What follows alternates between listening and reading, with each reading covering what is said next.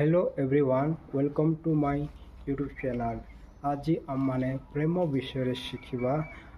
पाउल कहते प्रथम करंतिय 13 अध्याय, जदि मु मनुष्य और दूत मानकर भाषारे कथा कहे, भाववाणी कहिबार शक्ति और समस्त ज्ञान रे पारदर्शी होइथाए और पर्वत को स्थानांतर करिबा निमंते मोहर संपूर्ण विश्वास थाए, किंतु मोहर प्रेम न थाए तेबे मु किछि नुहे। So my friend, love is important. Paul कहउछंती जे जदि मोहर सब किछि थाए किंतु प्रेम न थाए तो मु किछि नुहे। प्रेम कौन? प्रथम करंतिय 13:4-8 पर्यंत लिखा जाए, प्रेम दीर्घ सहिष्णु, प्रेम हितजनक, ईर्ष्या करे नहीं, आत्मबढ़िमा करे नहीं, अहंकार करे नहीं, अनुचित व्यवहार करे नहीं, स्वार्थ चेष्टा करे नहीं, विरक्त हुए नहीं, अपकार स्मरण रे रखे नहीं, अधर्म रे आनंद करे नहीं, किंतु सत्य रे आनंद करे, समस्त सह्य करे, समस्त विश्वास करे, समस्त भरोसा करे, समस्त विषय रे धैर्य धरी रहे।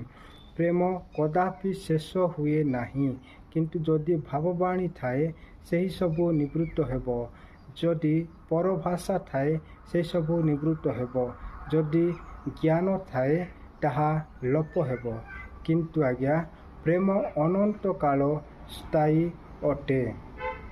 और एही प्रेम होची दीर्घ सहिष्णु अटे। तार अर्थ जे कठिन व्यवहार किंबा कहीं दर देले किंबा एई प्रत्येक विषय को जहाँ सह्य करिबा विषय को बुझा जाए, जहाँ कि अन्य लोक को अभियोग न करिकी सह्य करिबा, जहाँ कि दीर्घ सहिष्णु अधिक सह्य करिबा विषय को बुझा जाए। प्रेम हितजनक, अन्य लोकर उपकारजनक, अन्य लोक को दया करिबा। प्रेम केबे भी कहार क्षति करे नहीं, प्रेम समस्तंकर उपकार करे। प्रेम अपकार स्मरण रे रखे नहीं। कई जदि खराब व्यवहार कला किंबा कष्ट देला किंबा क्षति कला, ताहाकु से स्मरण करिकी बदला नेबा पाई प्रेम केबे निए नहीं। और प्रेम सबु बेले क्षमा करे, और प्रेम सत्य रे आनंद करे और सह्य करे, और एई प्रेम केबे मध्य समाप्त हेबो नहीं।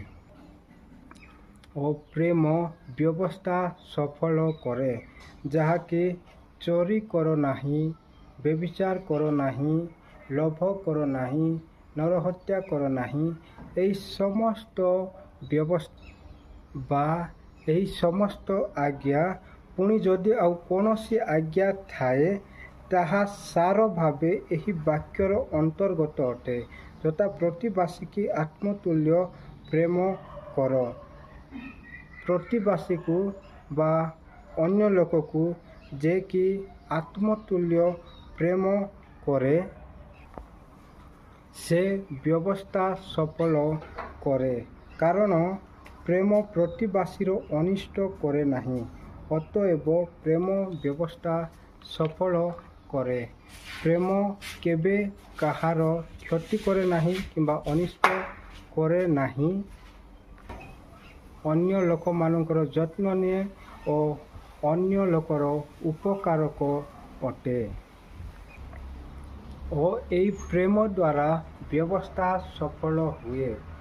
तेणुकरी एई प्रेम होची बहुत बहुत